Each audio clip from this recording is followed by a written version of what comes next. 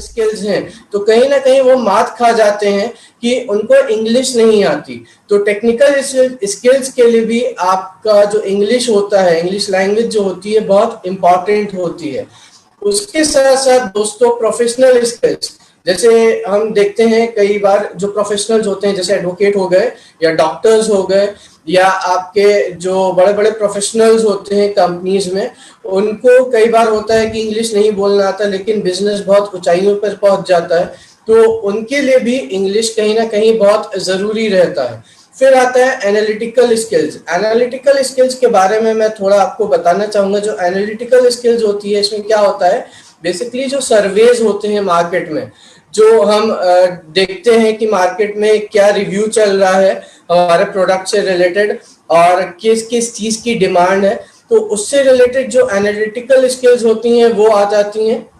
अब आप अपने राइट हैंड साइड देखेंगे करियर न्यूट्रल। ये जो स्किल्स होती हैं ये करियर स्पेसिफिक नहीं होती, ये जरूरी नहीं कि आपके बिजनेस में भी काम आए या आपके टेक्निकल वगैरह प्रोफेशनल या एनालिटिकल में काम आए। तो इसमें कौन कौन से करियर न्यूट्रल में आता है, आपका कम्युनिकेशन स्किल्स आती हैं, इंग्लिश लैंग्वेज स्किल्स आती हैं और सॉफ्ट स्किल्स आती हैं। कम्युनिकेशन स्किल्स जो हमारा बातचीत करने का तरीका होता है वो आपका कम्युनिकेशन स्किल्स में आता है। फिर जो सेकेंड होता है इंग्लिश लैंग्वेज स्किल, जिसके ऊपर मैं आज आपको सेशन दूंगा, वो रहता है सॉफ्ट स्किल्स। सॉफ्ट स्किल्स क्या होती हैं, कई बार होता है कि हमको अगर किसी को बोलना है तो हम कई बार होता है गुस्से में बोलते हैं और सामने वाला क्या सोचता है, अरे यार ये तो बेकार आदमी है, इससे बात करना बेकार है। तो वही चीज अगर हम बहुत आराम से बहुत प्यार से अगर बताते हैं अपनी बात को, तो वही चीज आपके लिए अच्छी होती है और ऑडियंस जिससे हम बातचीत कर रहे हैं वो भी कहीं ना कहीं आपके बारे में बहुत पॉजिटिव सोचते हैं। तो वो सारी चीजें आपकी सॉफ्ट स्किल्स में आ जाती हैं जो कि आज के टाइम में बहुत इंपॉर्टेंट है अगर आप करियर, एक सक्सेसफुल करियर चाहते हैं अपनी लाइफ में। तो इसके साथ क्या जरूरी है, सक्सेसफुल करियर के लिए क्या क्या चीजें जरूरी हैं, जैसे मैंने अभी आपको बताया। आपका सबसे पहले एक आप देख रहे होंगे या मैंने गुड लिखा हुआ है लेफ्ट हैंड साइड पर, तो कि कहाँ कहाँ जरूरी होता है, किन किन चीजों के लिए अच्छा होता है। सबसे पहले आता है कम्युनिकेशन स्किल्स। अगर आप एक सक्सेसफुल करियर चाहते हैं तो आपका कम्युनिकेशन स्किल अच्छा होना चाहिए। सेकेंड हमारा आता है इंग्लिश लैंग्वेज स्किल्स और सॉफ्ट स्किल्स, वो भी आपका अच्छा होना चाहिए अगर आप एक सक्सेसफुल करियर चाहते हैं। वो करियर किसी भी फील्ड में हो सकता है, वो बिजनेस हो सकता है, वो आपकी जॉब हो सकती है, या कोई आपका प्रोफेशनल हो सकता है, या कुछ सर्विस क्लास हो सकता है, वो XYZ कुछ भी हो सकता है। उसके साथ साथ एनालिटिकल स्किल्स और टेक्निकल स्किल्स भी आपका अच्छा होना चाहिए एक सक्सेसफुल करियर के लिए। साथ के साथ प्रोफेशनल स्किल्स, जैसे मैंने बताया, प्रोफेशनल स्किल्स भी आपका अच्छा होना चाहिए। तो इन चारों पॉइंट्स के लिए आपको इंग्लिश इंप्रूव करना बहुत जरूरी है दोस्तों। तो इसके साथ साथ मैं आगे आपको और कुछ बताना चाहूंगा, व्हाट इज इंग्लिश। अब कई बार होता है कि क्या ट्रबल करता है हमको, कई बार होता है कि हमको सिर्फ हिंदी आती है या बंगाली आती है या मराठी आती है, हम इंग्लिश नहीं जानते। तो वहां जब हम इंटरव्यू देने जाते हैं तो हम वहां पे मार्क हार जाते हैं सिर्फ और सिर्फ अपने कम्युनिकेशन स्किल से और इंग्लिश लैंग्वेज स्किल से। अब जैसे देख सकते हैं यहाँ पे मैंने डिफाइन भी किया हुआ है, why only 5% to 10% are found fit to be employed by top rated companies। जो बड़ी बड़ी MNCs होती हैं, जो टॉप कंपनीज होती हैं, जैसे IBM है, जैसे TCS है, इन्फोसिस है, जो बड़ी बड़ी कंपनीज हैं, वो सिर्फ और सिर्फ खाली 5% से लेके 10% लोगों को अपने यहाँ अपॉइंट करती हैं। क्यों होता है दोस्तों ऐसा? इसलिए होता है क्योंकि हमारा जो कम्युनिकेशन स्किल होता है वो बहुत खराब होता है, उसके साथ साथ जो इंग्लिश लैंग्वेज होती है वो भी बहुत खराब होती है, इसलिए हम वहां पर मात खा जाते हैं। तो इसलिए आज के टाइम में, जैसा कि मैंने बताया, इंग्लिश इज वेरी इंपॉर्टेंट।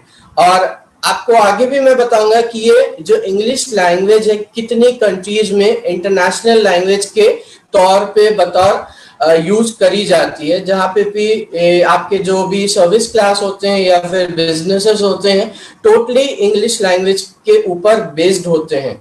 इसके साथ आपको मैं कुछ इफेक्टिव कम्युनिकेशन के बारे में भी बताना चाहूंगा कि जो इफेक्टिव कम्युनिकेशन होता है वो आप किन किन चीजों को आपको ध्यान रखना है। तो जो हमारा सबसे पहला पॉइंट आता है वो आता है be understood exactly as intended. आपको सबसे पहले ये चीज जानना जरूरी है कि जो भी आपने प्लान आउट किया है आप समझ लें कि आपको क्या बोलना है, आपको क्या समझ में आया, आपके संग क्या प्लानिंग हुई है, वो जानना बहुत जरूरी है। फिर जो सेकंड पॉइंट आता है B thoroughly intelligible.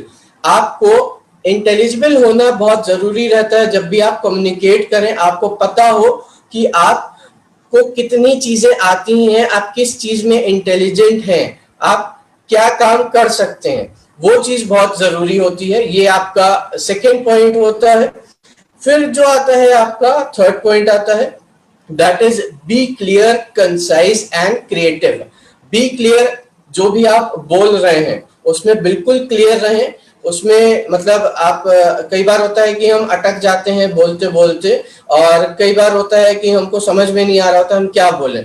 Concise, point two point आपको बोलना है। जो भी आपको बात करनी है बिल्कुल पॉइंट टू पॉइंट बात करनी है। और इसके साथ साथ क्रिएटिव, कुछ नया आपको बताना होता है, तो ये भी बहुत जरूरी होता है। क्रिएटिव, अगर हमारा माइंड क्रिएटिव नहीं होगा तो कहीं ना कहीं करियर में हमको दिक्कतें आती हैं आगे बढ़ने में, तो ये भी बहुत जरूरी है दोस्तों। इसके साथ साथ मैं आपको एक चीज और बताना चाहूंगा, सूट द ऑडियंस। जो ऑडियंस आपसे सुनना चाहती है आपको ये जानना जरूरी है कि ऑडियंस क्या चाह रही है, व्हाट द ऑडियंस वांट्स, वही चीज हमको बताना है ऑडियंस को। मतलब हमको आलतू फालतू की चीजें नहीं बतानी है। कई बार होता है कि हम अपने टॉपिक से भटकने लगते हैं, हम कहाँ होते हैं और कहाँ से कहाँ पहुंच जाते हैं, तो उसमें क्या होता है जो भी आपका बताने का मोटिव होता है वो बिल्कुल चेंज हो जाता है, टॉपिक अलग चला जाता है। तो इस चीज का भी आपको ध्यान रखना है कि जो ऑडियंस से सूट करती हो बातें वही आपको कम्युनिकेट करनी है। आपको इधर उधर भटकना नहीं है, इधर उधर की बातें नहीं करनी है। That is very important. फिर आपका जो फिफ्थ पॉइंट है that is let your tone and body speak. यहाँ पर let your tone and body speak का क्या मतलब है, जैसा कि मैंने आपको बहुत पहले एक सेशन में भी बताया था, जब इंटरव्यू वाला सेशन हुआ था उसमें मैंने आपको बताया था कि आपको अपनी टोन के ऊपर काम करना होता है। सबसे बड़ी चीज, जब भी आप कम्युनिकेट करें, किसी को भी कोई भी बात बताएं, आपकी जो टोन होती है वो बता देती है कि आप पॉजिटिव हैं कि नेगेटिव हैं। तो tone is very important while communicating to the public, to the audience. Tone पे बहुत ज्यादा ध्यान देने की जरूरत है। कई बार होता है कि हमको किसी से कोई काम कराना है, वही चीज अगर आप गुस्से में बोल देते हैं तो जो दूसरा इंसान होता है वो नहीं करना चाहेगा। अगर वही काम आप बहुत प्यार से प्लीज करके बोलेंगे तो कहीं ना कहीं उसके दिमाग में आएगा कि हाँ एक पॉजिटिव वाइब्स आ रही हैं मुझे, तो मुझे ये काम करना चाहिए। तो ये सारी चीजें कहीं ना कहीं आपके करियर में बहुत इफेक्ट डालती हैं। उसके साथ साथ बॉडी स्पीक्स, जो आपकी बॉडी लैंग्वेज होती है वो भी बता देती है कि आप क्या सोच रहे हैं, आप क्या बताना चाहते हैं दूसरे इंसान को। तो ये भी बहुत इंपॉर्टेंट है कि आपकी जो बॉडी लैंग्वेज है वो भी एक तरीके से पॉजिटिव होनी चाहिए। मैंने बॉडी लैंग्वेज के ऊपर भी आपको पहले बताया था कि आप पर्टिकुलर सिचुएशन में किस बॉडी लैंग्वेज से आपको क्या बताना चाहिए। फिर आता है हमारा लास्ट पॉइंट आता है 6 point, meaning and fluency versus accuracy. अब meaning and fluency versus accuracy का क्या मतलब है, इसके बारे में भी मैं आपको थोड़ा बता देता हूं। मीनिंग एंड फ्लुएंसी, जो भी आप कम्युनिकेट करना चाह रहे हैं, जो भी आप बताना चाह रहे हैं, उसका जो मतलब है और जो आपकी फ्लुएंसी है। कई बार होता है कि भाई हम देखते हैं कुछ लोग फर्राटे से इंग्लिश बोलते हैं और हम उनके सामने कुछ बोल नहीं पाते। तो जो मीनिंग होता है और जो फ्लुएंसी होती है वो कहीं ना कहीं एक्यूरेसी के बराबर होती है। जब आप बोलेंगे आराम से, वो धीरे धीरे प्रैक्टिस में आता है। ये नहीं है कि आप एक ही रात में बिल्कुल आराम से इंग्लिश बोलने लगे, इसमें टाइम लगता है। मैं ये नहीं बोलूंगा कि आप बिल्कुल रातों रात बिल्कुल इंग्लिश सीख जाएं और बिल्कुल अंग्रेजी के राजा बन जाए, वो चीज नहीं चाहिए। आप आराम से ही सीखेंगे। तो ये चीज मैं आपको इसलिए बता रहा हूँ कि इन पॉइंट्स को आपको ध्यान रखना है कि आपका जो इफेक्टिव कम्युनिकेशन है, जो कम्युनिकेशन आप इम्प्रूव कर सकते हैं, इन बातों को आपको ध्यान रखना बहुत जरूरी होता है। Meaning and fluency versus accuracy, जब आपका जो भी मीनिंग है बताने का, और कितनी फ्लुएंसी है। कई बार होता है कि हम हिंदी में बहुत फ्लुएंट होते हैं, या फिर हम बंगाली में बहुत फ्लुएंट होते हैं, या फिर मराठी में बहुत फ्लुएंट होते हैं, किसी भी लैंग्वेज में, जो भी पर्टिकुलर हमारी लैंग्वेज है हम उसमें फ्लुएंट होते हैं। और जब फ्लुएंसी और मीनिंग दोनों मिलते हैं आपस में, that is called accuracy, that is an accuracy. तभी आप एक्यूरेट बात अपनी कम्युनिकेट कर पाते हैं पब्लिक से या फिर ऑडियंस से। आई होप यहाँ तक सबको क्लियर हुआ होगा। तो प्लीज जल्दी से अपने चैट में लिख के बता दीजिए कि ये पॉइंट्स आपको क्लियर हो चुके हैं कि नहीं। मैं सारे दोस्तों से रिक्वेस्ट करूंगा।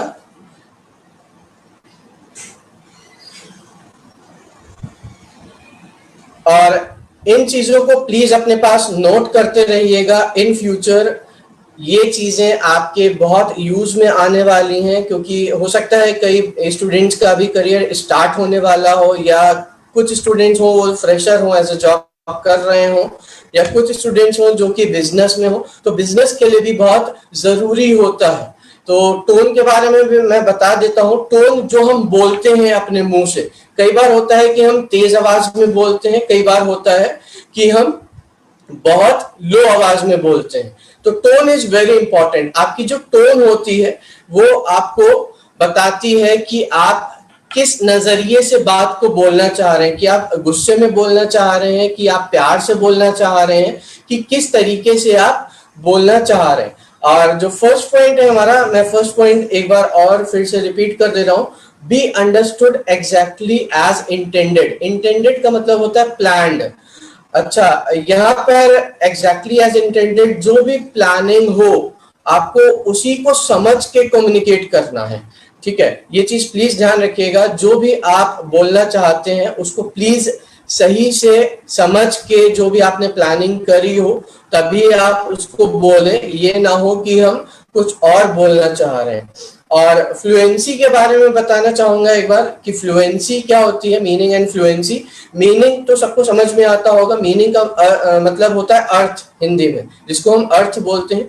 फ्लुएंसी का मतलब होता है कि आप कितनी जल्दी बोलते हैं। कई बार होता है हम बोलते बोलते अटकने लगते हैं, कुछ वर्ड्स हम क्लियर नहीं बोल पाते, या हमारे दिमाग में बातें नहीं आ रही होती हैं कि हमको क्या बोलना है।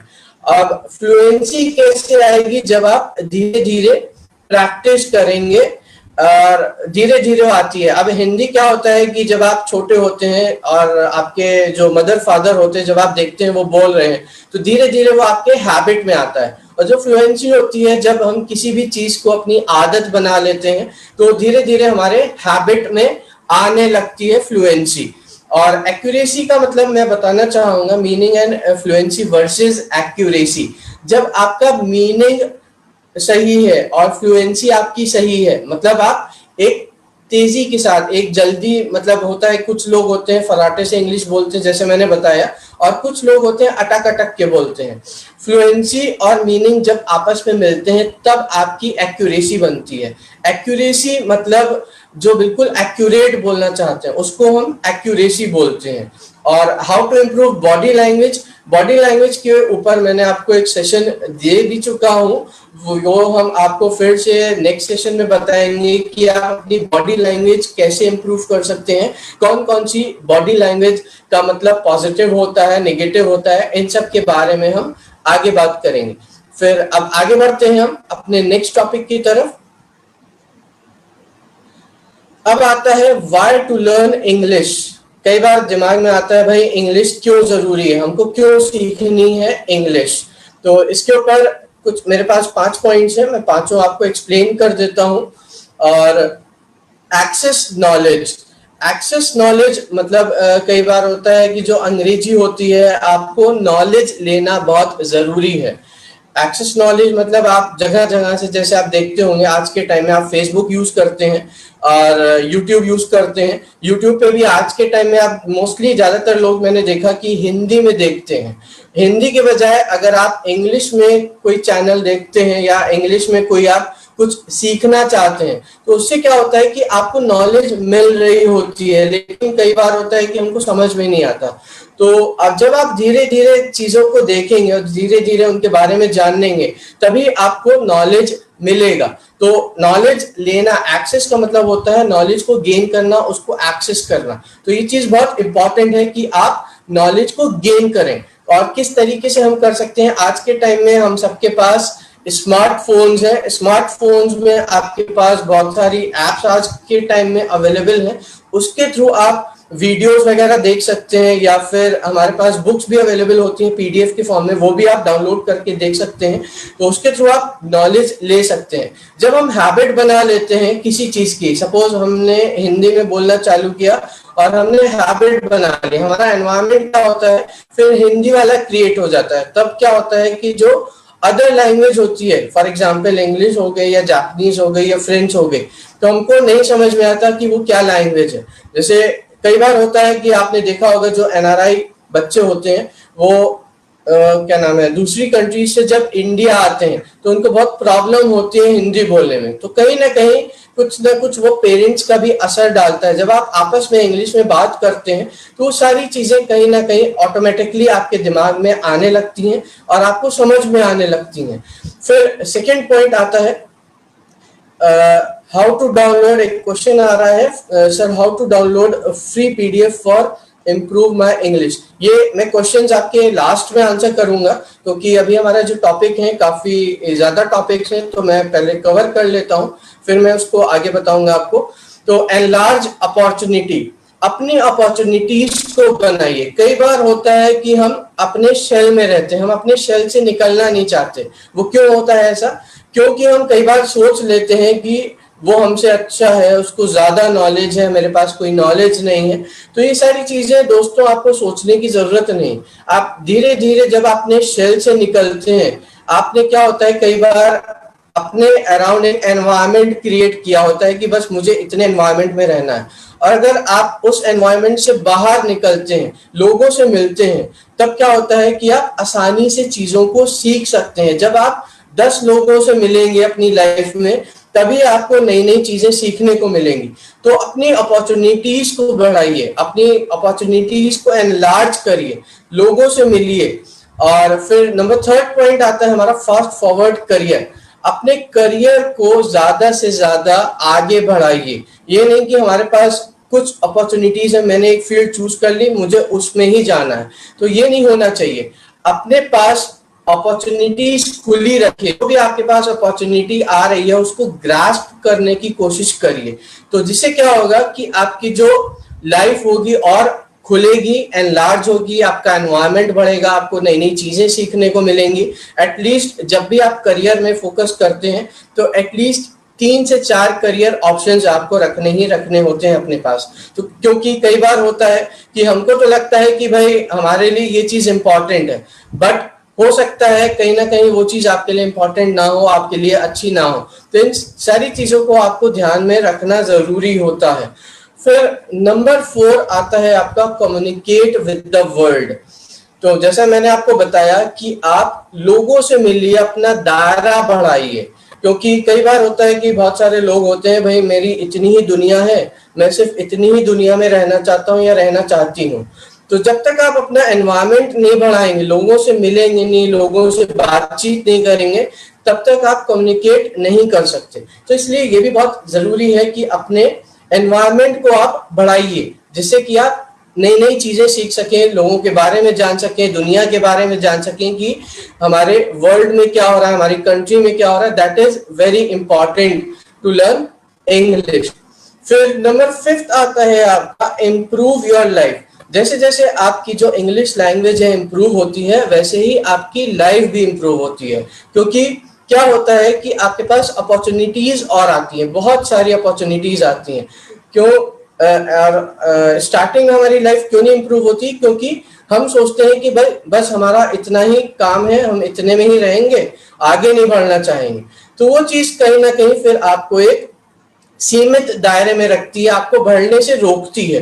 तो इस चीज का बहुत ज्यादा ध्यान रखना है कि आप जब आगे बढ़ते हैं, जब लोगों से मिलते हैं, बातचीत करते हैं, और ये धीरे ही धीरे होगा दोस्तों, ये चीज एकदम से नहीं हो सकती। मैं बार बार आपसे बोल रहा हूँ, आगे बढ़िए, अपने एनवायरनमेंट को ओपन अप करिए, लोगों से कम्युनिकेट करिए। आज के टाइम में तो आपके पास बहुत सारे ऑप्शंस है, आपके पास फेसबुक है, आपके पास यूट्यूब है और इंस्टाग्राम है, बहुत सारे सोशल नेटवर्किंग साइट्स हैं। इवन आपकी फैमिली भी है, आप अपनी फैमिली में भी बातचीत धीरे धीरे स्टार्ट कर सकते हैं इंग्लिश से रिलेटेड, और उसी के साथ साथ आप अपनी लाइफ को भी इम्प्रूव कर सकते हैं। तो क्योंकि कई बार ये भी होता है कि भाई मेरी लाइफ में बस इतना ही लिखा है, मैं आगे बढ़ना ही नहीं चाहता। क्यों होता है ऐसा? क्योंकि हमने बस अपना शेल बनाया हुआ है, अपना दायरा बनाया हुआ है, तो उस दायरे से जब तक हम बाहर नहीं निकलेंगे तो इसलिए वो सारी चीजें नहीं हो पाती हैं। इसी से रिलेटेड मैं आपको एक वीडियो दिखाना चाहूंगा और एक वीडियो मैं आपके संग शेयर करता हूँ। एक दोस्तों, इस वीडियो में मैं आपको इंग्लिश बोलना तो नहीं सिखाऊंगा, पर इंग्लिश सीखने के इच्छुक लोगों को एक रास्ता जरूर दिखाऊंगा। और ये एक मोटिवेशनल वीडियो ही रहेगा उन लोगों के लिए जो इंग्लिश बोलना सीखना चाहते हैं। हमारे देश में ना जाने क्यों इंग्लिश को लेकर लोगों में इतना बड़ा हवा बना हुआ है। ज्यादातर लोगों को तो लगता है अगर कोई व्यक्ति इंग्लिश बोल रहा है तो वो इंटेलिजेंट है, और जो इंग्लिश नहीं बोल पा रहा वो नालायक है। पर ये बिल्कुल भी सच नहीं है। मेरे एक मित्र हैं जिन्होंने तो हद ही कर दी थी। एक बार वो मेरे पास आए और मुझसे बहुत ही सीरियस मूड में कहने लगे, पता है हमारे देश में लोग इंटेलिजेंट है ही नहीं, यहाँ तो लोग इंग्लिश बोलनी तक नहीं जानते। लेकिन इंग्लैंड में देखो, 5 साल का बच्चा भी इंग्लिश आसानी से बोल लेता है। मैंने उसे समझाया, भाई वहाँ पर माहौल ही ऐसा होता है, सभी को इंग्लिश बोलनी ही पड़ती है, जैसे हमें भारत में हिंदी या हमारी खुद की मातृभाषा बोलनी ही पड़ती है। तो मेरी बात सुनकर उसने भी निश्चय ही कर लिया, आज से वो भी घर में और बाहर दोनों जगह केवल और केवल इंग्लिश में ही बात करेगा। और जो शुरू में उसने कांड किए वो तो क्या बताऊं। पहले दिन मैंने उससे पूछा, तू कल तो मुझसे मिलने मेरे घर आया ही नहीं। तो उसने कहा, इंग्लिश ओनली। मैं समझ गया, इसने भीष्म प्रतिज्ञा ली है और भाई साहब अब मुझसे इंग्लिश में ही बात करेंगे। तो उसने इंग्लिश में बताया, yesterday I had beautiful tragedy at my home. मैंने उससे कहा, ब्यूटीफुल ट्रेजेडी मैं नहीं समझा, क्या हो गया है तुम्हारे घर में? ट्रेजेडी का मतलब हुआ कोई दुखद घटना या दुखद कांड, ब्यूटीफुल का मतलब हुआ सुंदर। तो ये दोनों बातें तो आपस में ही एक दूसरे के उलट हो गईं, विपरीत हो गईं। मेरे दोस्त ने मजबूरन हिंदी में बताया, यार सुंदर कांड का पाठ था घर में। सुंदर कांड को ट्रांसलेट करके उसने ब्यूटीफुल ट्रेजेडी कर दिया। मेरी जान में जान आई। लेकिन इस कांड के बाद भी वो रुका नहीं। वो फिर भी अपनी पत्नी को बोला, बात होगी तो इंग्लिश में होगी। और एक दिन उसकी पत्नी ने मेरे दोस्त से कहा, आई वॉन्ट डिस्ट्रॉयड हस्बैंड।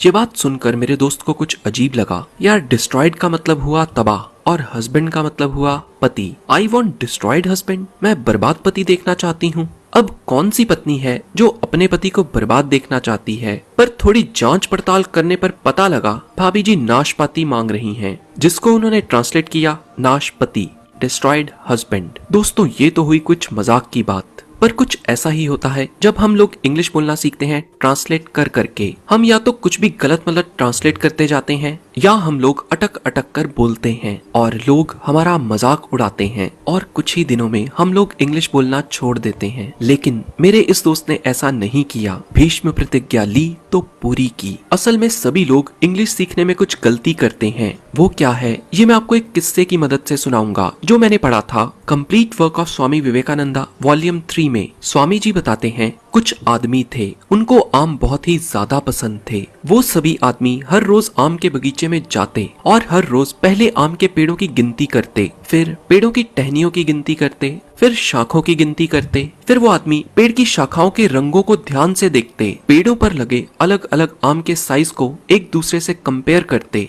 ऐसा करने के बाद वो लोग सब कुछ कॉपी पेन पर नोट करते और बाद में सब मिलकर एक दूसरे से डिस्कस करते। और इस डिस्कशन में उनको मजा भी खूब आता। पर उनमें से एक व्यक्ति था जो इन सब की परवाह नहीं करता था। वो आम के बगीचे में जाकर केवल आम खाकर वापस आ जाता। स्वामी जी कहते हैं, कौन ज्यादा समझदार था? ऑब्वियसली जो इन सब का हिसाब किताब ना रखकर केवल आम खा रहा था। वो फालतू की कैलकुलेशंस में पड़ता ही नहीं, बल्कि जो वो करने आया था वो उसने करना शुरू कर दिया। उसने आसपास के लोगों की परवाह नहीं की, लोग क्या कह रहे हैं और वो उस बारे में क्या कहेंगे, उससे इसको कोई फर्क नहीं पड़ा। स्वामी विवेकानंद जी ये भी बताते हैं, अगर एक व्यक्ति को परमात्मा का सच्चा भक्त बनना है तो ये जरूरी नहीं है कि वो ये जाने कि श्री कृष्ण का जन्म मथुरा में हुआ था या कहीं और, या उस भक्त को ये पता हो कि गीता श्री कृष्ण ने कब कही, एक भक्त बनने के लिए केवल प्यार और ज्ञान की भूख होना आवश्यक है। दोस्तों इसी तरह से हम लोग भी इंग्लिश सीखते वक्त दो गलतियां करते हैं।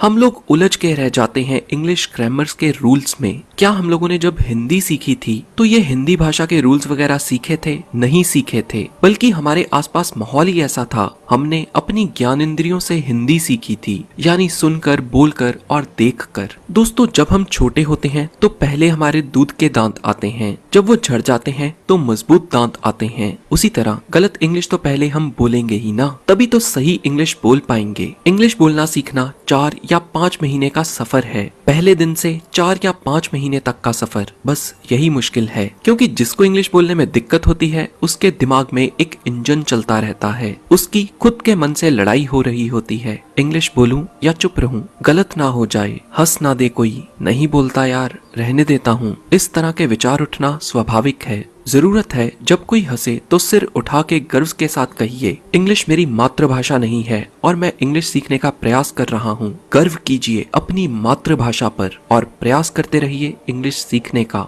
जो आज तुम पर हंस रहे हैं ना, वो खुद भी इंग्लिश ठीक से नहीं बोल सकते।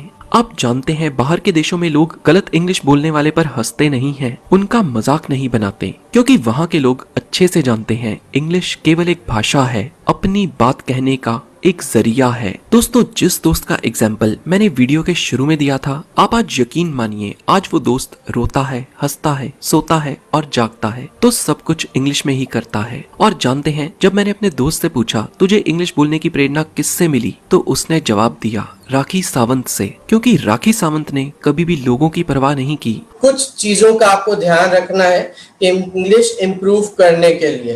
तो जब आप सोचेंगे इंग्लिश में, जब आप किसी को बात करेंगे इंग्लिश में, जब आप लिखेंगे इंग्लिश में, तो कहीं ना कहीं आपकी एक हैबिट बन जाती है। तो आप इजीली क्या होता है कि फिर इंग्लिश में बातचीत करना भी स्टार्ट कर सकते हैं। तो इसी को मैं आगे बढ़ाऊंगा।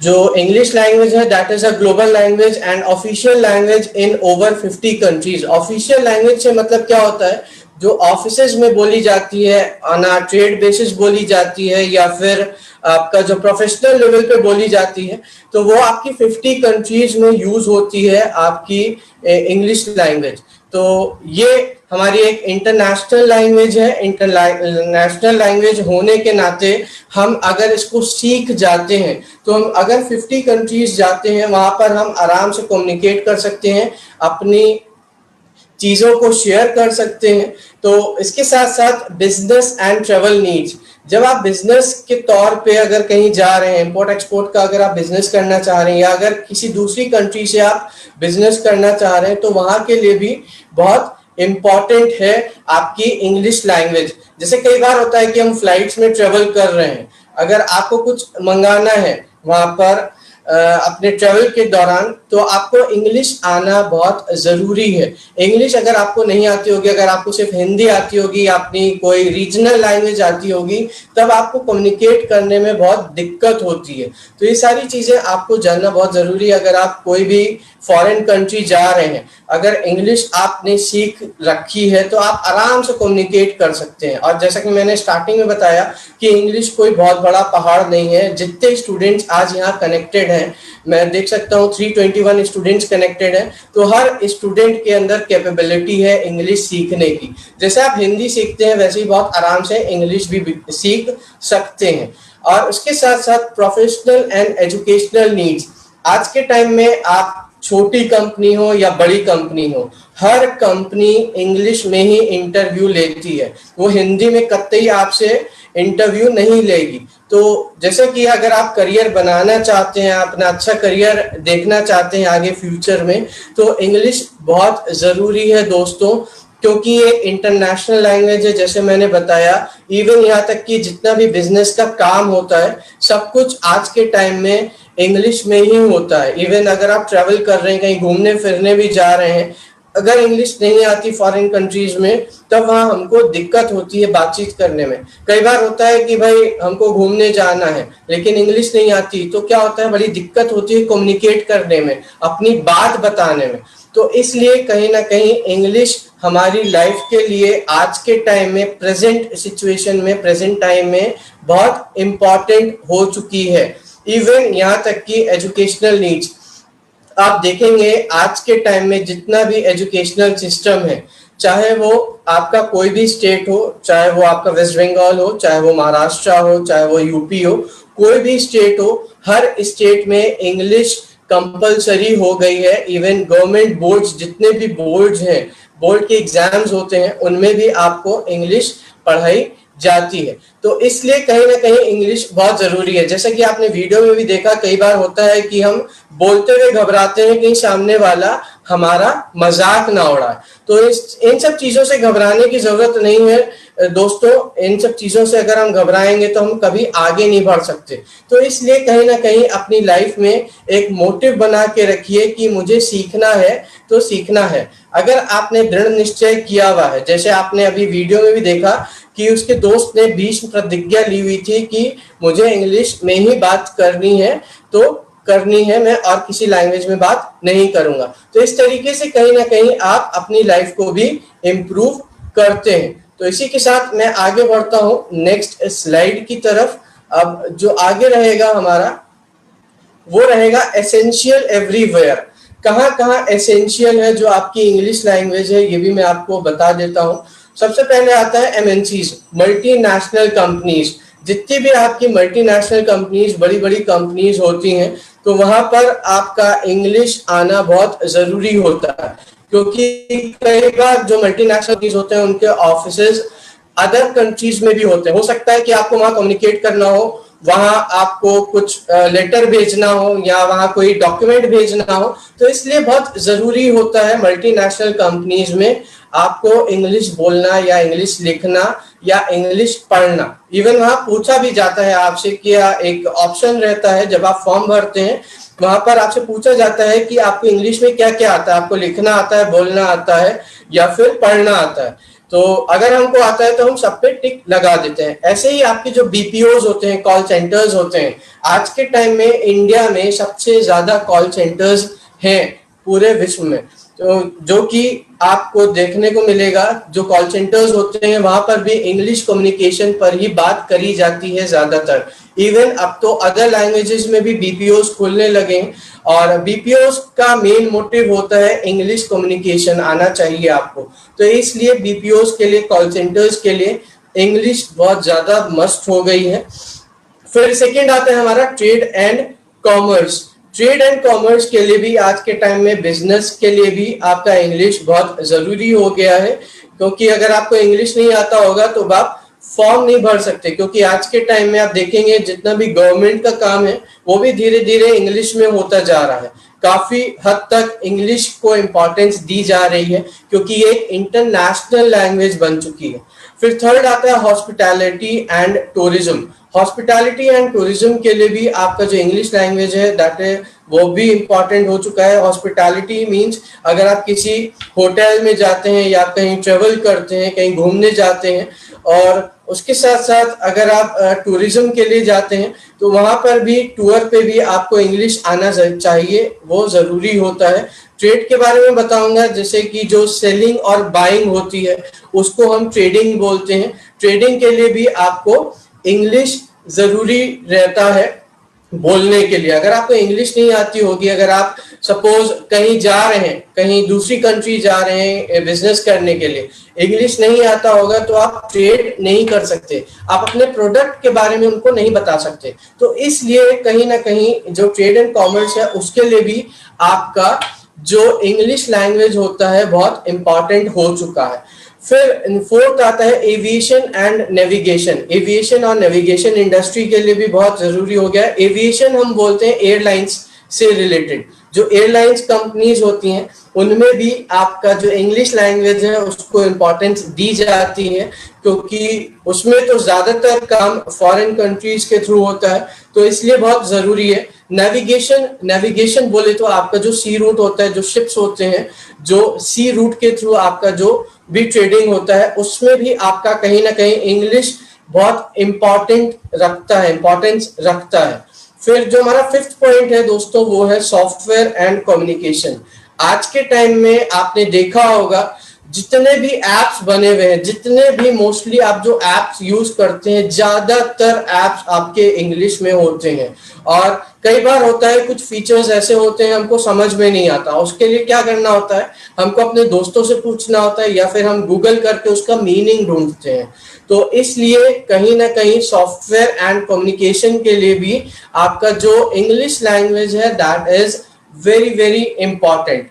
फिर जो सिक्स पॉइंट आता है हमारा दोस्तों, वो है university studies and research.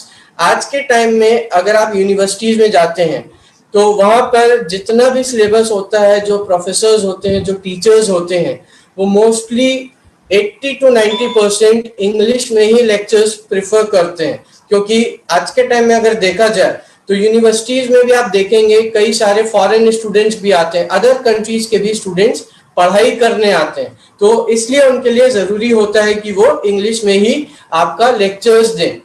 Even आप रिसर्च वर्क में भी जाते हैं तो रिसर्च वर्क में भी आपका कहीं ना कहीं इंग्लिश का बहुत ज्यादा इंपॉर्टेंस होता है। तो इसलिए इन चीजों को ध्यान रखना बहुत जरूरी है कि जो आपका इंग्लिश लैंग्वेज है, जितने भी मैंने 6 पॉइंट बताया, 6 इंडस्ट्रीज के बारे में बताया, तो ये जगह पर आपका जो इंग्लिश लैंग्वेज है, इंग्लिश कम्युनिकेशन है, that is very very important. So इस चीज को प्लीज ध्यान रखिएगा, अपने पास नोट भी करते रहिएगा कि कहाँ कहाँ पर आपका जो इंग्लिश है दैट इज वेरी इंपॉर्टेंट। तो आगे मैं बढ़ूंगा। आई होप यहाँ तक के टॉपिक्स आपको समझ में आए होंगे।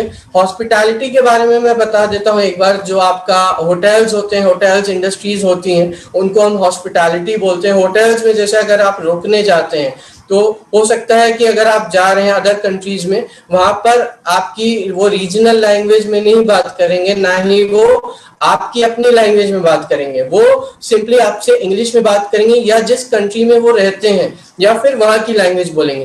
तो इंग्लिश क्या है, एक इंटरनेशनल लैंग्वेज में, मैं फिर से आपको एक्सप्लेन कर देता हूँ, it is an international language. ये कॉमन लैंग्वेज है पूरे वर्ल्ड की, जो कि हर जगह बोली जाती है। तो इसलिए इसको सीखना हमारे लिए बहुत इम्पोर्टेंट है। तो आई होप यहाँ तक समझ में आया होगा सारे स्टूडेंट्स को। प्लीज एक बार आप लोग मैसेज कर दीजिए चैट बॉक्स में। मैं देख पा रहा हूँ काफी स्टूडेंट्स रिप्लाई भी कर रहे हैं यहाँ पर। अगर आपकी कुछ क्वेरी होती है दोस्तों तो हम उन क्वेरीज को लास्ट में लेंगे। मैं देख रहा हूँ काफी स्टूडेंट्स भेज रहे हैं, सबको समझ में आ रहा है। चलिए आगे बढ़ते हैं नेक्स्ट स्लाइड की तरफ। आगे आता है दोस्तों, good English is equal to better career. तो अब आप देख सकते हैं यहाँ मैंने 2 फोटोज भी शो करी हुई हैं। तो जैसे कि आप देख रहे होंगे, एक तरफ एक गांव की फोटो लगी हुई है और एक तरफ एक शहर की फोटो लगी हुई है जिसमें कि एक कार जा रही है।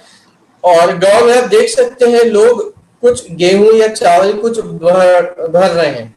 अब क्या होता है, जो विलेजर्स होते हैं, जो विलेज में रहते हैं, वो क्या सोचते हैं, आई डोंट नो इंग्लिश। उनके पास कुछ लिमिटेड अपॉर्चुनिटीज होती हैं, वो अपनी जगह पर रहते हैं या उनके पास बहुत छोटी जॉब्स होती हैं, तो इसलिए कहीं ना कहीं वो हिचकिचाते हैं आगे बढ़ने के लिए। और वैसे ही आप देख सकते हैं दूसरी इमेज में दिखाया गया है कि जो एक आदमी है वो कार में जा रहा है, उसके पास क्या क्या है, बेटर अपॉर्चुनिटीज है, उसके साथ साथ हायर पे है, उसके पास एक अच्छी पे आ रही है, एक अच्छी सैलरी आ रही है, मोर अथॉरिटी, उसके पास अथॉरिटी ज्यादा है कंपनी में काम करने के लिए, और इजियर ग्रोथ है, वो अपनी ग्रोथ अच्छे से कर सकता है, अपनी लाइफ को आगे बढ़ा सकता है और उसके साथ साथ हैप्पियर लाइफ बना सकता है। फिर इसके साथ आप देख सकते हैं कि यहाँ पर मैंने कुछ पॉइंट्स भी दिए गए हैं। यहाँ पे बेटर जॉब का है, हायर पे का है, मोर अथॉरिटी का है, इजियर ग्रोथ का है और बिग अपॉर्चुनिटीज है और हैप्पियर लाइफ है। तो इस तरीके से कहीं ना कहीं मैं बता रहा हूँ जितने भी स्टूडेंट्स यहाँ इस टाइम ज्वाइन है, हर एक के अंदर एक ना एक काबिलियत है, हर एक के अंदर कुछ ना कुछ मैं बोल सकता हूं कि हर एक जितना भी स्टूडेंट यहाँ ज्वाइंट है सबके अंदर कैपेबिलिटी है इंग्लिश सीखने के लिए। तो आगे बढ़ते हैं। Why don't students use English? आज के टाइम में आप में से भी बहुत सारे स्टूडेंट्स होंगे जो नहीं बोलते होंगे इंग्लिश। क्यों होता है ऐसा, वो भी मैं आपको बता देता हूं। सबसे पहली बात आती है फियर ऑफ मेकिंग मिस्टेक। हम सोचते हैं कि भाई हमसे कहीं गलती ना हो जाए। अब हम उस डर में रहते हैं, इसलिए हम क्या करते हैं, हम इंग्लिश में बात नहीं करेंगे, हम हिंदी में बात करेंगे। तो ये चीज प्लीज अपने दिमाग से निकाल दीजिए कि आपसे आपके अंदर डर है या आप कुछ बोलेंगे तो वो गलत हो जाएगा। वो चीज सोचने की जरूरत नहीं है। फिर नेक्स्ट पॉइंट आता है लैक ऑफ लैंग्वेज स्किल्स। भाई हमको तो इंग्लिश आती नहीं तो हम क्यों बोले, तो ये चीज भी आ जाती है। तो इस चीज का सोचने का नजरिया प्लीज अपने अंदर से हटा दीजिए। मैं आपसे यही बार बार बोल रहा हूँ, आज से एक नई शुरुआत करिए। और लैक ऑफ कॉन्फिडेंस होता है कई बार, भाई मेरे अंदर कॉन्फिडेंस नहीं है, हम कुछ बोलेंगे तो सामने वाला समझेगा नहीं, तो ये भी कहीं ना कहीं हमारे अंदर एक आ जाता है कि मेरे अंदर कॉन्फिडेंस है नहीं है तो मैं बोल नहीं सकता। फिर आता है fourth point, insufficient exposure. Insufficient exposure क्या होता है, हमारे पास अपॉर्चुनिटीज ज्यादा नहीं है, बहुत कम अपॉर्चुनिटीज हैं। तो इसलिए हम क्या सोचते हैं कि भाई मैं क्यों आगे बढ़ूं, मेरा बस इतना ही दायरा है, मैं इसी दायरे में रहूंगा। तो उस चीज को भी अपने दिमाग से निकाल दीजिए। फिर आता है लैक ऑफ मोटिवेशन। कोई आप लोग को मोटिवेट करने वाला, स्टूडेंट्स को मोटिवेट करने वाला नहीं होता है कि नहीं बेटा तुम बात करो या तुम आगे बढ़ो, तुम इंग्लिश सीख सकते हो। ये सारी चीजें भी कहीं ना कहीं लैक करती हैं स्टूडेंट्स की लाइफ में, तो इसलिए वो आगे नहीं बोल पाते, आगे बढ़ नहीं पाते। तो इन सारी चीजों को जब तक हम हटाएंगे नहीं अपनी लाइफ से, तब तक हम आगे नहीं बढ़ सकते। नॉट एन एग्जामिनेशन टास्क, और ये सबसे बड़ी बात है, मैं आपको बताना चाहूंगा, आप जो इंग्लिश सीखते हैं वो कोई एक एग्जामिनेशन टास्क नहीं है।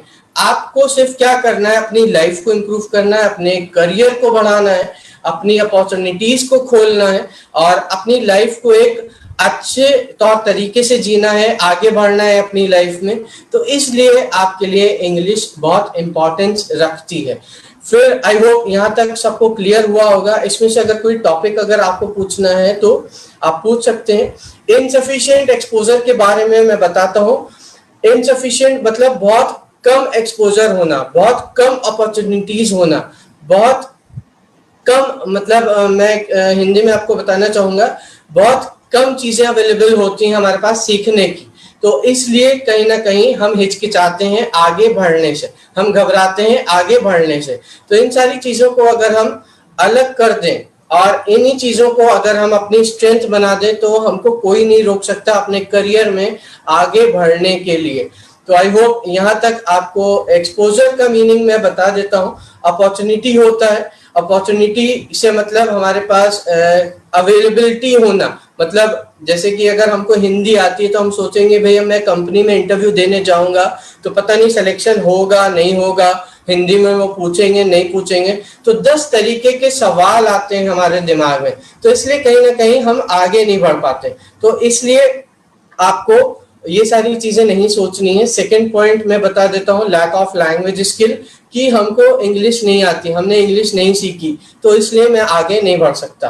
तो इसलिए लैक ऑफ लैंग्वेज स्किल्स को आपको अपना स्ट्रेंथ बनाना है, आपको सीखना है। मैंने आपको अभी बताया कि ये धीरे धीरे आप सीख सकते हैं, आप एकदम से नहीं सीख सकते। अगर आप हैबिट बना लेते हैं चीजों को तब धीरे धीरे आप कहीं ना कहीं एक अच्छे मुकाम पे पहुंचते हैं, एक अच्छे अपने लाइफ में आप अपने को अच्छा बना सकते हैं, अपने एक हैप्पियर लाइफ क्रिएट कर सकते हैं। तो आगे बढ़ते हैं हम अपनी नेक्स्ट स्लाइड की तरफ।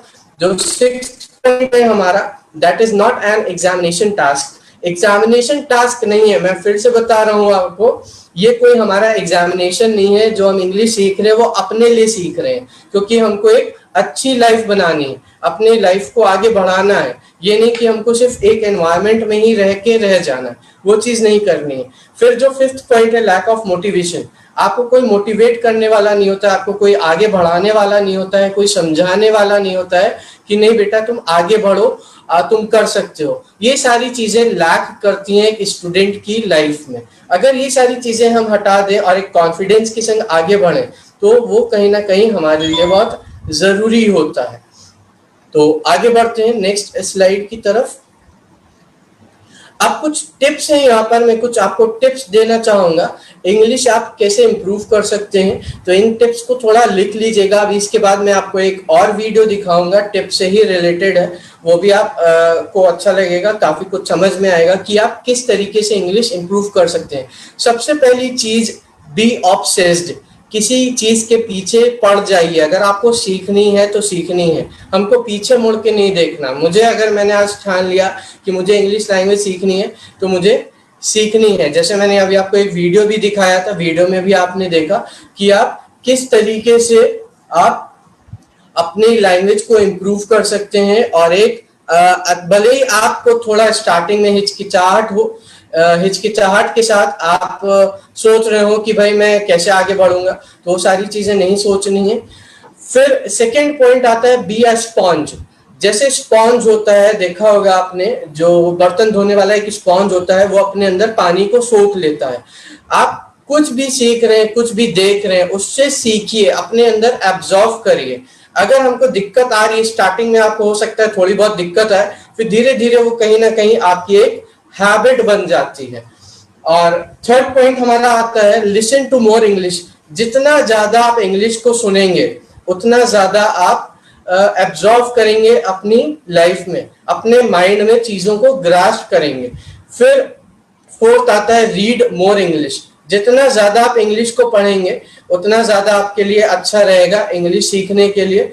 फिर फिफ्थ पॉइंट आता है, स्पीक मोर इंग्लिश। जितना ज्यादा हो सके आप इंग्लिश को बोलें अपनी लाइफ में। ये ना हो कि आप बोले ना, बस आप दिमाग में रखें, लेकिन दिमाग में थॉट्स आ रहे हैं, हम बोल नहीं पा रहे, कॉन्फिडेंस नहीं है। बोलिए, जो भी आता है आपको बोलिए। ये नहीं सोचना है कि सामने वाला मजाक उड़ाएगा या क्या सोचेगा। जैसा कि अभी आपने वीडियो में भी देखा कि उस फ्रेंड को लगा नहीं कि वो गलत बोल रहा है कि सही बोल रहा है, उसने तब भी बोला ट्रेजेडी वाला, सुंदरकांड वाला, जैसे कि उसने बताया था अभी वीडियो में। तो इस तरीके से हमको भी सोचना है, हमको आगे बढ़ना है। राइट मोर, आप हिंदी के बजाय अगर इंग्लिश में लिखते हैं तो कहीं ना कहीं आपके लिए वो ज्यादा बेटर रहेगा, आपकी हैबिट पड़ेगी। फिर सेवेंथ आता है, learn phrases not a single word. Phrases का मतलब होता है सेंटेंसेस। आप सेंटेंसेस को लर्न करिए, उनको देखिए, पढ़िए। और ये सारी कुछ टिप्स आपको YouTube के जरिए भी मिल सकती हैं, वीडियोस के थ्रू आप देख सकते हैं, वहां पे बहुत सारे वीडियोस हैं, आप गूगल कर सकते हैं, उनके थ्रू भी आपको मिल जाएंगी काफी सारी चीजें। फिर ग्रामर लेटर, सबसे पहले आपको फ्रेसेस लर्न करने, उसके बाद आपको ग्रामर पर आना है। तो फिर हमारा जो 9th पॉइंट है, यूज जेनरसली। ज्यादा से ज्यादा इन वर्ड्स को यूज करिए। जेनरसली मतलब जितना ज्यादा हो सके। जैसे प्लीज होता है, थैंक यू होता है, एक्सक्यूज मी होता है, I am sorry, do you mind. ये सारे वर्ड्स जब हम बोलते हैं अपनी लाइफ में तो कहीं ना कहीं एक इफेक्ट डालता है हमारे कम्युनिकेशन पे, और कहीं ना कहीं एक हमको एक अच्छा इंसान बनाता है। तो ये सारे वर्ड्स का आपको यूज करना बहुत जरूरी होता है। आई होप ये कुछ टिप्स थी। अब इसके बाद मैं आपको एक वीडियो दिखाना चाहूंगा। दोस्तों, इस वीडियो में आज मैं आपके साथ ऐसी 5 टिप्स शेयर करने वाला हूं, जिन टिप्स को अगर आपने केवल 21 दिनों के लिए अपना लिया तो इन 21 दिनों के बाद आपका इंग्लिश बोलने और समझने का कॉन्फिडेंस लेवल कम से कम 10 गुना बढ़ जाएगा। जी हाँ, कम से कम 10 गुना। और दोस्तों, ये वो टिप्स हैं जो मैंने खुद आजमाई थी जब मैं जैपनीज लैंग्वेज सीख रहा था, जो विश्व की कठिन भाषाओं में तीसरे नंबर पर आती है। दोस्तों, वैज्ञानिक तौर पर कोई नई भाषा सीखना इंसानी ब्रेन के लिए एक बहुत ही अच्छा वर्कआउट है। इससे आपके ब्रेन की कार्यक्षमता के साथ साथ आपकी एकाग्रता भी बढ़ती है और दिमाग शार्प भी होता है। और ये तो आप सब जानते ही हैं कि इंग्लिश लैंग्वेज आपको पूरी दुनिया से जोड़ती है। दुनिया को समझने और दुनिया को अपनी बात समझाने का एक माध्यम है इंग्लिश। और साथ ही साथ इस ब्रेन का एक अच्छा खासा वर्कआउट भी है इंग्लिश। तो जो चीज लाइफ में हमेशा काम आने वाली है, क्यों ना एक बार उसके लिए एक कोशिश दिल से की जाए, जुनून से की जाए। और अगर आप सहमत हैं 21 डे स्पोकन इंग्लिश चैलेंज के लिए, तो आगे के वीडियो में बताई गई 5 टिप्स 21 दिनों में ही आपका इंग्लिश का कॉन्फिडेंस लेवल कई गुना बढ़ा देंगे। टिप नंबर 1, दोस्तों किसी भी लैंग्वेज को सीखने का सबसे कारगर तरीका है उस भाषा को जितना हो सके उतना ज्यादा से ज्यादा सुनिए। यही वो तरीका है जिससे एक बच्चा बचपन में अपनी मातृभाषा बिना किसी ग्रामर रूल के बोलना सीखता है। जितना हो सके, जहां हो सके, कोशिश कीजिए कि 21 दिनों तक केवल इंग्लिश ही सुननी है। मेट्रो में, बस में, गाड़ी में, कोई ई बुक, कोई चैट शो, कोई इंग्लिश स्पीच, कोई लाइव स्टोरी अपने मोबाइल या आईपॉड में हमेशा सुनते रहिए। फिर भले ही आप समझें या ना समझें, लेकिन केवल सुनते रहने से आपके ब्रेन का वो हिस्सा जिसे सबकॉन्शियस माइंड कहा जाता है, उस हिस्से में नए नए शब्द धीरे धीरे अपनी जगह बनाने लगते हैं। फिर भले ही आप सुनते हुए उन शब्दों को समझ पाएं या ना समझ पाएं, याद कर पाएं या ना कर पाएं, हो सकता है बोर भी हो जाएं, लेकिन आपका पावरफुल सबकॉन्शियस माइंड उन नए शब्दों को धीरे धीरे पहचानने लगता है। नए नए शब्द आपके सबकॉन्शियस माइंड में खामोशी से स्टोर होने लगते हैं और आपको पता भी नहीं चलता कि बहुत से शब्द आपके सबकॉन्शियस माइंड ने आपके स्लीपिंग शब्दकोश में जोड़ दिए हैं। और ये स्लीपिंग शब्दकोश में पड़े शब्दों को जैसे ही इनके अर्थ मिलते हैं, ये पूरी जिंदगी के लिए आपके एक्टिव शब्दकोश में आ जाते हैं और फिर आप इन्हें कभी नहीं भूलते। लेकिन ये अभ्यास आपको पूरी निष्ठा से करना है। टिप नंबर 2, दोस्तों 21 दिनों में आप हर रोज कम से कम आधा घंटा टीवी या अपने मोबाइल पर English news, English movie, English cartoon या फिर कोई इंग्लिश चैट शो हर रोज कम से कम 30 मिनट ज़रूर देखें और उस समय बोलने वालों के होठों पर खास ध्यान दें। इससे आपको शब्दों के उच्चारण सीखने और समझने का मौका मिलेगा। टिप नंबर 3, आने वाले 21 दिनों तक आपको हर रोज कम से कम आधा घंटा इंग्लिश पढ़नी है। कुछ भी पढ़िए, न्यूज़पेपर पढ़िए, कॉमिक्स पढ़िए, नॉवल पढ़िए या फिर जो भी आपको पसंद है इंग्लिश में वो पढ़िए। लेकिन जो भी पढ़ना है बोल बोल कर पढ़ना है, जितना लाउड, जितना जोर से पढ़ पाए बिना अपने पड़ोसियों को तंग किए। इससे एक तो आपकी जुबान पर शब्दों की पकड़ बनेगी, दूसरा आपके उच्चारण में भी सुधार होगा। और जब भी आप पढ़ोगे कुछ ऐसे शब्द होंगे जो आपको लगेगा बार बार आ रहे हैं, उनमें से केवल 5 शब्द हर रोज अपनी डायरी में नोट करते जाएं और उनके मीनिंग्स को अच्छे से समझकर याद कर लें। और कोशिश कीजिए उन शब्दों को दिन भर कुछ ना कुछ सेंटेंसेस बनाने में यूज करते रहें। टिप नंबर 4, दोस्तों सबसे ज़्यादा ज़रूरी है जिस भाषा को आप सीखना चाहते हैं आप उसमें सोचना शुरू करें, क्योंकि अधिकतर लोग यही सबसे बड़ी गलती करते हैं। वो अपने मन में पहले हिंदी से इंग्लिश में ट्रांसलेट करते हैं, फिर उस इंग्लिश को बोलते हैं और ऐसा करने से आप कभी भी अच्छी इंग्लिश नहीं बोल पाएंगे। क्योंकि यदि आपको कोई भाषा सीखनी है तो आपको उसी भाषा में सोचने की आदत डालनी होगी। शुरुआत में थोड़ा कठिन लगेगा, लेकिन एक बार आपने 21 दिन पूरे जुनून के साथ जिद्दी बन के ये प्रैक्टिस कर ली तो 21 दिन के बाद आपको खुद को फोर्स नहीं करना पड़ेगा सोचने के लिए।